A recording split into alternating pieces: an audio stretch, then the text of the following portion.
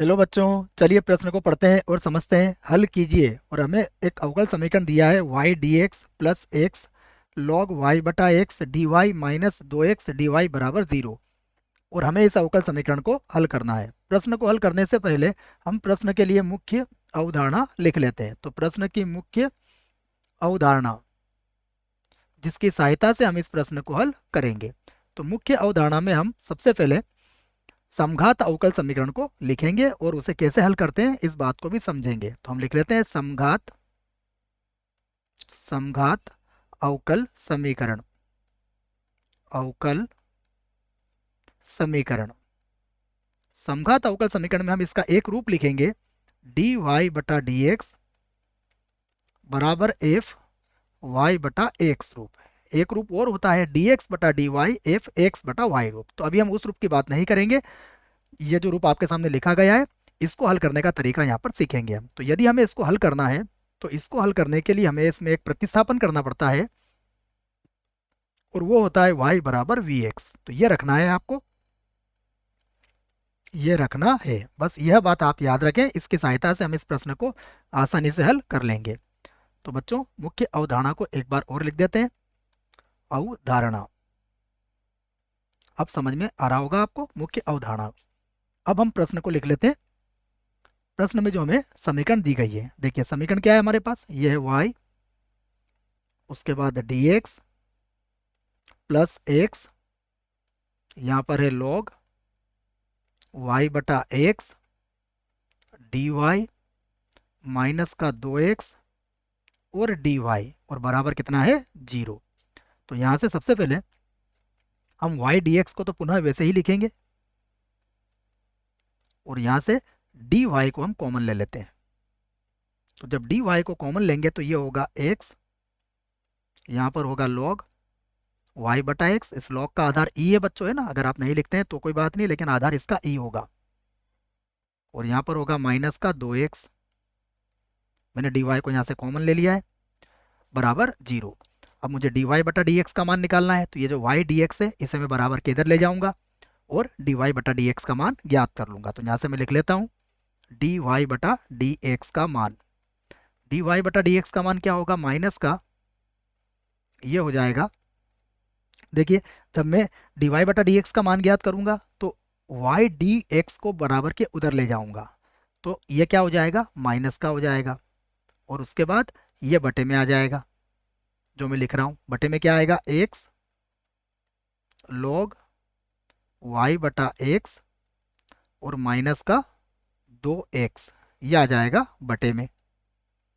ये मेरा d y by d x हो गया है बच्चों। यहाँ से हम चाहें तो x को कॉमन लेके इस बात को बता सकते हैं कि यह समघात अवकल समीकरण। जैसे आप x को कॉमन लोगे, देखो ऊपर क्या आ जाएगा, y बटा एक्स, और log के साथ भी कितना है, y बटा एक्स, अर्थात ये समघात अवकल समीकरण है। हम इस बात को लिख भी लेते हैं कि जो जो समघात समघात अवकल अवकल समीकरण समीकरण है। ये बात आप लिखना चाहें तो लिख सकते हैं, अनिवार्य नहीं है। अब समघात अवकल समीकरण है तो हम इसमें प्रतिस्थापन कर सकते हैं, y बराबर वी एक्स। तो मैं लिख लेता हूं इस बात को, माना माना y बराबर वी एक्स। यहां से हम d y by d x का मान निकाल लेंगे। तो डी वाई बटा डी एक्स किसके बराबर होगा, देखिए v वैसे ही रहेगा, x का उकलन 1 हो जाएगा, प्लस अब x को छोड़ेंगे, गुणा का सूत्र लगा रहे हैं, तो डी वी बटा डी एक्स हो जाएगा। और यही मान अब हम समीकरण 1 में रख लेंगे। तो हम कह सकते हैं अतः, अब जब समीकरण नंबर 1 से मान रखेंगे तो क्या मिलेगा हमें, v प्लस एक्स और यहाँ पर होगा डी वी बटा डी एक्स बराबर, देखिएगा माइनस, और अब समझिएगा y की जगह पर कितना रखेंगे हम, वी एक्स। तो y के स्थान पर रख दिया मैंने वी एक्स, और बटे में देखिएगा, बटे में से मैं x को तो कॉमन ले लूंगा। अब क्या मिलेगा मुझे, यहाँ मिलेगा log v, y बटा एक्स वी के बराबर हो जाएगा, तो log v हो जाएगा ये। तो ये हो गया log v, और माइनस कितना हो गया यहाँ पर 2। अब x से x आप काट सकते हो, यही बचेगा, देख लीजिए आप, मिला लीजिए, ये y यहाँ पर x हमने कॉमन ले लिया है, तो log v माइनस 2 हमारे पास बच जाएगा। अब हम यहाँ से v को भी बराबर किधर लाएंगे और x से x को भी हम यहाँ पर काट देते हैं। तो ये हो जाएगा हमारे पास x dv बटा dx बराबर, यहाँ पर था माइनस v और बटा, मैं यहाँ से भी माइनस को कॉमन ले लेता हूँ बच्चों, तो ये सारे माइनस हट जाएंगे, तो ये हो जाएगा 2 माइनस log v हो जाएगा। ठीक है, और यहाँ पर माइनस v आ जाएगा, तो ये माइनस से माइनस तो हमारा कट ही जाएगा। अब हम इसका लघुत्तम ले लेंगे, तो x dv बटा dx, इसका जो लघुत्तम है मैं इस लघुत्तम को पहले लिख देता हूँ।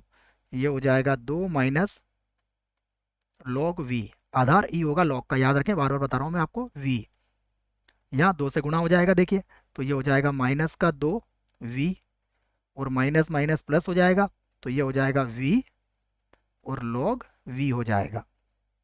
यहाँ पर हमने इसका लघुत्तम ले लिया है। अब इसको आगे हल करते हैं, तो ये मिलेगा, लिख लेते हैं इसको, यहाँ पर मिलेगा x dv बटा dx, उसके बाद बराबर, यहाँ 2v में से एक v कम हो जाएगा, तो यहाँ मिलेगा हमें v और प्लस का v और यहाँ पर होगा log v। ठीक है, आगे बढ़ते हैं, तो ये हो जाएगा बटा, यहाँ पर होगा 2 माइनस log v। यहाँ तक समझ में आ गया आपके। अब हम v वाले पदों को एक तरफ कर लेंगे और बिना v वाले पदों को हम एक तरफ कर लेंगे, तो मैं यही काम यहाँ पर करने वाला हूँ। यहाँ हो जाएगा मेरे पास, देखिए, ये था 2 माइनस log v, तो 2 माइनस का log v, ये तो ऊपर चला जाएगा और बटे में आ जाएगा। यहाँ से देखिए, अगर v कॉमन लूँगा तो ये मिलेगा मुझे v और कोष्टक में आ जाएगा 1 प्लस log v, ये मिल जाएगा हमें, देख लीजिए, और उसके बाद यहाँ आ जाएगा dv और बराबर देखिएगा, ये होगा dx बटा x हो जाएगा, तो यहाँ पर हो गया dx और बटे में आ जाएगा x। तो यहाँ पर हमें जो मिला है, इसको अब ध्यान से देखिए आप। अब हम इसके दोनों पक्षों का समाकलन कर देते हैं, तो लिख देता हूं मैं, दोनों पक्षों का समाकलन करने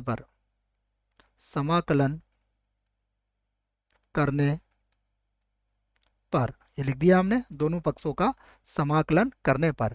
देखिए, जब दोनों पक्षों का समाकलन करेंगे तो हमें क्या मिल जाएगा, इसको लिख लेते हैं, ये होगा समाकलन। और बच्चों यहाँ याद रखें, ये जो 2 माइनस लॉग, हमें नीचे क्या दिया लिखा हुआ है, 1 प्लस लॉग वी, तो इसे लाने के लिए मैं क्या करूंगा, इसके अंदर एक जोड़ूंगा और एक घटाऊंगा।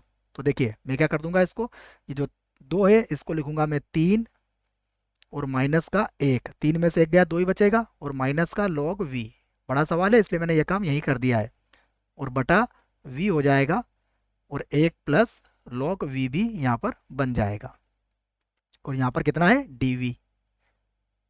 उसके बाद इधर हम समाकलन करेंगे, तो समाकलन ये हो जाएगा dx और बटे में आ जाएगा x। ठीक है, माइनस चिन्ह का तो कहीं है ही नहीं, सारे माइनस हमारे हट चुके हैं, आप इसे अच्छे से चेक कर लीजिएगा। अब हम क्या करेंगे, इसको अलग अलग कर देंगे। देखो, तो समाकलन एक बार तो लिखूंगा मैं 3 और 3 के बटे में आएगा v और कोष्टक 1 प्लस log v आ जाएगा, और यहाँ पर आ गया dv, और यहाँ से हम माइनस को कॉमन लेंगे, तो जैसे माइनस कॉमन लेंगे कोष्टक में आएगा 1 प्लस log v और पूरे के बटे में आ जाएगा v कोष्टक 1 प्लस log v, और यहाँ पर कितना हो जाएगा dv, और यहाँ पर dx और उसके बटे में कितना है x। तो अब हम यहाँ कह सकते हैं कि 1 प्लस log v से 1 प्लस log v तो कट जाएगा, और यहाँ पर होगा समाकलन, ये होगा 3 बटे में होगा v और 1 प्लस log v होगा यहाँ पर, और ये होगा dv माइनस, यहाँ पर देखिएगा, यहाँ पर बचेगा 1 बटा v और dv, यहाँ पर है समाकलन में dx बटा x। बच्चों, अब एक बात आपको जो समझानी है उसको ध्यान से देखिएगा, यहाँ पर हम क्या करेंगे, 1 प्लस log v को t मान लेंगे। देखो, यदि हम ऐसा मानते हैं तो क्या होगा, इसको समझिएगा, यदि मैं 1 प्लस log v को t मानूंगा तो इसका अवकलन 1 का 0 और इसका क्या होगा 1 बटा v, यहाँ पर आ जाएगा dv और ये हो जाएगा dt, तो 1 बटा v और dv हमारा dt के बराबर हो जाएगा। इस आधार पर हम इसका समाकलन कर सकते हैं, तो मैं इसी आधार पर इसका समाकलन देखिए क्या बनेगा, समाकलन, ये 3 तो बाहर था, यहाँ पर आ जाएगा डी टी बटा टी, जिसका समाकलन क्या हो जाएगा, जिसका समाकलन हो जाएगा 3 log टी और प्लस चाहे तो सी आप यहाँ लगा सकते हैं। तो इस आधार पर मैं इसका समाकलन सीधे सीधे करूंगा बच्चों। तो अब देखिए इसका समाकलन क्या होगा, मैं लिख देता हूँ, ये 3 तो वैसे ही रहेगा और इसका समाकलन हो जाएगा log, और उसके बाद टी का मान कितना होगा, 1 प्लस log, किसको मानोगे आप, v को मानोगे, ठीक है। तो ये हो जाएगा v, ये इसका समाकलन हो जाएगा। उसके बाद आगे देखिए, माइनस का 1 बटा वी है तो इसका log v हो जाएगा, तो यहाँ पर लिख दूंगा माइनस का log v, बराबर देखिए अब हम करेंगे 1 बटा एक्स का समाकलन, तो इसका हो जाएगा log x, ये लिख दिया मैंने log x, सभी के आधार e है और सभी log में है तो हम इसका जो अचर है वो भी log c में ले लेंगे। अब देखिए ये जो 3 घातांक है ये log में घातांक में चले जाएगी, तो ये हो जाएगा log, उसके बाद 1 प्लस log v और पूरे की घातांक कितनी हो जाएगी 3, और यदि आप log v को बराबर के उधर ले जाओगे तो तीनों प्लस में हो जाएंगे, और यदि तीनों प्लस में होंगे तो ये गुणा में आ जाएंगे, तो ये हो जाएगा log, यहाँ पर लिख दूंगा मैं v गुणा x और गुणा c। ये समझ में आ गया होगा आपको। सूत्र होता है इसका, मैं सूत्र लिख भी देता हूँ, log m प्लस n का सूत्र याद होना चाहिए आपको। यहाँ पर जो हम सूत्र लिख रहे हैं वो है लघुगणक के सूत्र, log m plus log n बराबर कितना होता है, बराबर होता है log m गुणा n, और ये सूत्र भी याद रखें आप, log m की घातांक n, ये क्या होता है, n log m के बराबर होता है। तो ये कुछ सूत्र है जिनका उपयोग हमने यहाँ पर किया है, और किसी भी आधार पर इन सूत्रों को लगाया जा सकता है।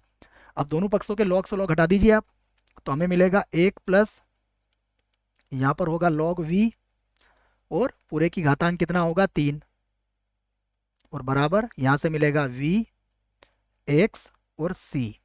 अब आप चाहें तो यहाँ पर v का मान रख सकते हैं, तो v का मान कितना था देख लीजिए जरा, v का मान निकलेगा y बटा x, तो यहाँ पर मैं y बटा x रख लेता हूँ, तो ये होगा 1 प्लस, यहाँ पर हो जाएगा log और y बटा x आ जाएगा, और पूरे की घातांक कितनी होगी 3, और बराबर यहाँ पर हम मान रखेंगे y बटा x, ठीक है। तो y बटा x रखेंगे तो क्या मिल जाएगा, देखो x से x कट जाएगा, यहाँ केवल हमें y मिलेगा, तो ये हो जाएगा y और यहाँ आ जाएगा c, ठीक है ना बच्चों। vx का मान यहाँ से आप सीधे सीधे भी रख सकते हो, vx का मान कितना है y के बराबर, तो यहाँ पर आपने y रख लिया है और ये c आ गया। आप चाहें तो इसका घनमूल ले सकते हैं, अन्यथा इस प्रश्न को यहीं छोड़ सकते हैं, यही आपके प्रश्न का उत्तर होगा। आशा करता हूँ आपको इस प्रश्न का उत्तर समझ में आया होगा। धन्यवाद।